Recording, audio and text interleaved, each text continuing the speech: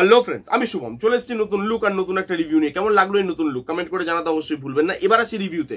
Hrithik রোশনের next বড় cinema এবং YR spy ফ্র্যাঞ্চাইজির next বড় সিনেমা ওয়ার 2 তার টিজার বেরিয়ে গেছে কিছুক্ষণ আগে। কেমন হলো টিজারটা?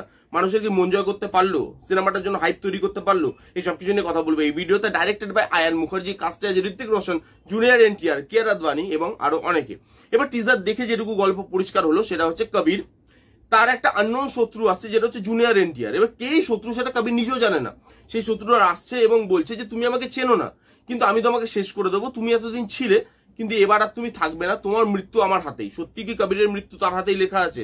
কে শত্রু, তার পাস্ট কি, সে কোত্থেকে আসছে, কেন আসছে এবং একটা ছেলে কে জেতে কে হারে, সবকিছু জানতে হলে 14ই আগস্ট হলে গিয়ে সিনেমাটা আপনাকে দেখতে হবে। এবার এর রিভিউতে যদি আসি, দেখুন এই টিজারটা সবার মতো আমার খুব আশা ছিল যে এই টিজারটা ভালো হবে, ভালো লেগেছে।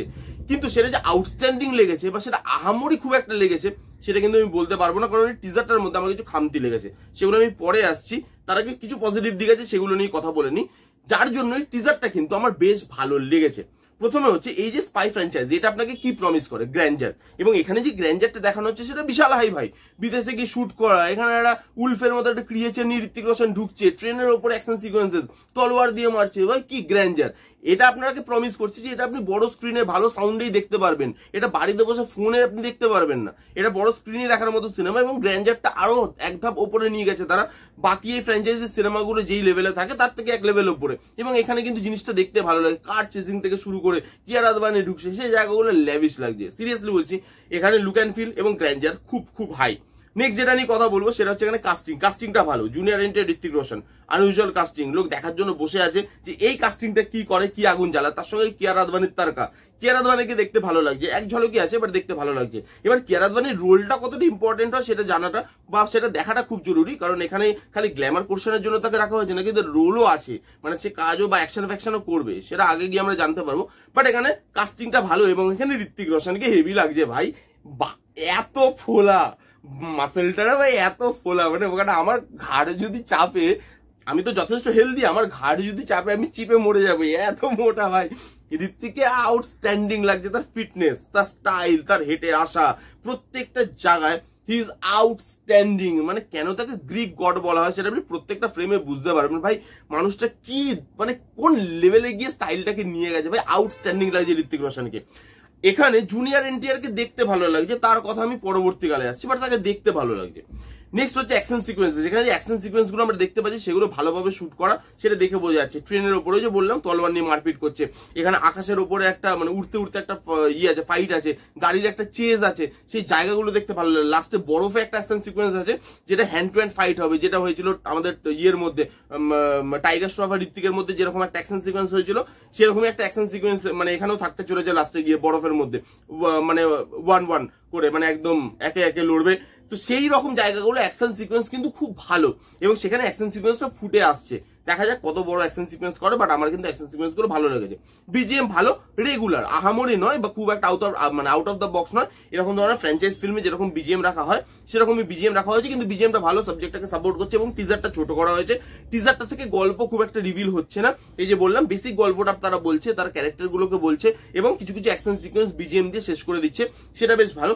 খুব একটা বেশি কিন্তু গল্প রিভিল করছে না। এবার আসি নেগেটিভ দিকে। এখানে না যেটা আমার প্রথম নেগেটিভ দিক লেগেছে, দেখুন অ্যাকশন গুলো ভালো, সেটা বড়ভাবে শুট করা, সেটা আমি বললাম, কিন্তু অ্যাকশন গুলোর মধ্যে নতুনত্ব আপনি কিছু দেখতে পেলেন? তলোয়ার নিয়ে মারপিট করছে সেটাই একটা যে নতুন, বাকি জিনিস তো আপনি এর আগে দেখে ফেলেছেন, এই ফ্র্যাঞ্চাইজিতেই দেখে ফেলেছেন। ট্রেনের ওপরে মারপিট, বিদেশে গিয়ে মারপিট, গাড়ির চেজিং সিন, ওই লাস্টে বরফের মধ্যে একে এক মানে দুজন লড়ছে একসাথে, হিরো আর ভিলেন একসাথে লড়ছে, এই জিনিসগুলো তো এর আগেও এই ফ্র্যাঞ্চাইজি অলরেডি দেখিয়ে ফেলেছে। তাহলে নতুন কি আছে?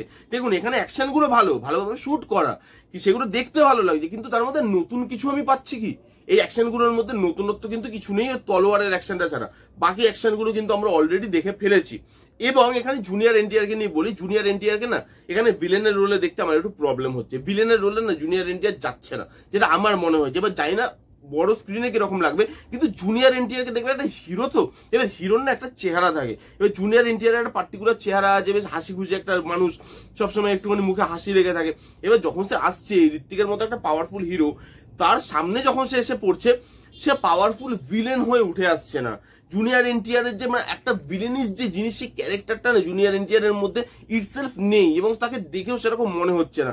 তো আমার কেন জানি না মনে হচ্ছে যে জুনিয়র এনটিআর ভিলেন হিসাবে কেন, মানে জুনিয়র এনটিআর এর রোলটা অন্য হলে ভালো হতো, বড় রোল হতো, বাট অন্য হলে ভালো হতো, বাট ভিলেন হিসাবে জুনিয়র এনটিআর কে আমার কিন্তু খুব একটা টিজারে ভালো লাগলো না। তাকে দেখতে ভালো লাগছে, তার পারফরমেন্স ভালো, কিন্তু ভিলেন হিসাবে না যতবারই আমি দেখছি ততবারই থেকে ভিলেন বলে মনে হচ্ছে না। ঋত্বিকের এগেনস্টে সে যে লড়ছে, সে যে পাওয়ারফুল একটা লোক, তাকে ভিলেন বলে আমার মনে হচ্ছে না। এই ছিল আমার রিভিউ। আমার মোটামুটি টিজারটা লেগেছে, যতটা আমি আশা করেছিলাম ততটা তো অবভিয়াসলি লাগেনি, কিছু খামতি থেকে গেছে যেগুলো আমি বললাম, বাট ভালো। দেখা যাক এই সিনেমাটা সিনেমা হলে আসুক, তার আগে ট্রেলার আসবে, সেটা নিয়ে কথা বলবো। বাট আমার মোটামুটি খারাপ লাগেনি, ভালো লেগেছে। আপনাদের কিরকম লাগলো কমেন্ট করে জানাতে অবশ্যই ভুলবেন না। রিভিউটা ভালো লাগলে please give Thums up, like করবেন, কমেন্ট করবেন, শেয়ার করবেন, চ্যানেলটাকে মাস্ট সাবস্ক্রাইব করবেন। দেখা হচ্ছে নেক্সট কোনো ভিডিওতে। ততক্ষণ bye bye, take care and be safe.